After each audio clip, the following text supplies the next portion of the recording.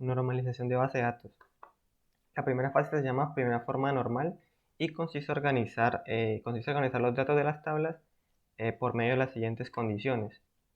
Todos los datos deben ser atómicos, es decir, que ya no se puedan dividir en partes más pequeñas.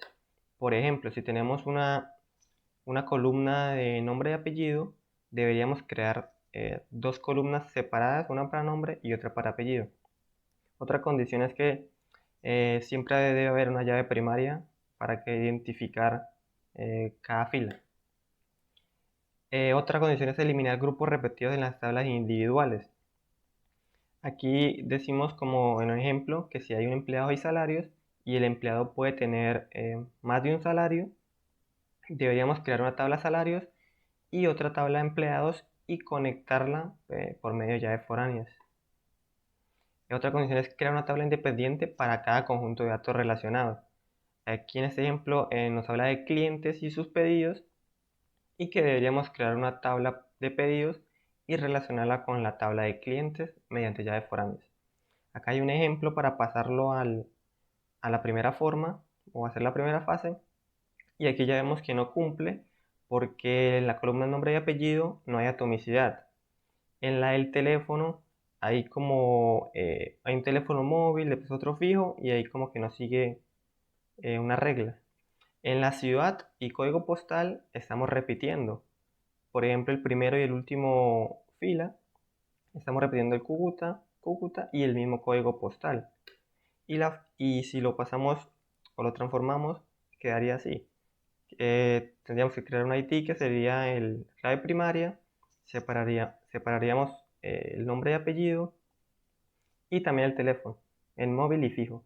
Y por último, crearíamos una nueva tabla que sería la de la ciudad y que tendría el código postal y la conectamos a esta tabla por medio de las llaves foráneas. Bueno, ahora continuando con la segunda norma, esta establece que todas las dependencias parciales se deben eliminar y se deben separar a sus propias tablas. Una dependencia parcial es cuando una columna depende no de toda la clave primaria, sino solamente de una parte de esta. Para lograr esta segunda norma se deben cumplir las siguientes reglas. Primero, hay que asegurarse de que se cumpla la primera norma, que cada celda tenga un solo valor y, y que cada columna tenga un nombre único que la represente. Segundo, identificar las dependencias parciales, es decir, determinar si hay columnas que dependen de solo de una parte de la clave primaria. Y por último, separar las tablas. Se deben crear tablas nuevas para los atributos que dependen parcialmente de la clave primaria, de modo de que estos atributos formen su propia tabla con una clave primaria única. Y la clave original y los atributos que dependen completamente de ella terminan permaneciendo en la tabla original, es decir, se separan. La tercera norma nos dice que tenemos que eliminar las dependencias transitivas. ¿Qué son las dependencias transitivas? Son las que si, por ejemplo, en una tabla tenemos profesor, estudiante y clase, profesor se relaciona con estudiante y estudiante con la clase.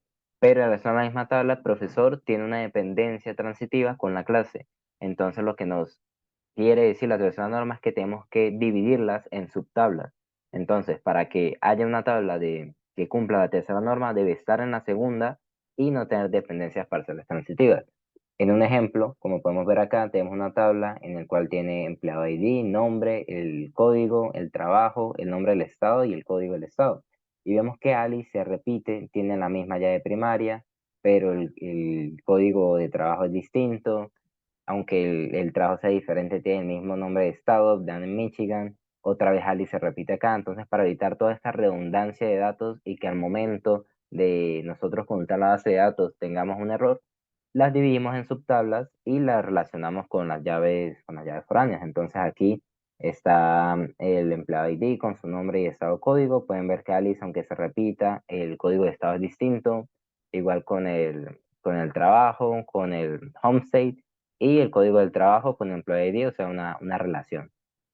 Eso es lo que nos permite la tercera norma. La cuarta y quinta norma es un poco más avanzada y depende de las multivaluadas y las de unión. Estas se utilizan con menos frecuencia que las tres anteriores son más fundamental, Pero esta cuarta y quinta aborda situaciones más específicas en las que los datos tienen relaciones y dependencias intrincadas. Y estas serían todas las normas que hemos expuesto. Muchas gracias.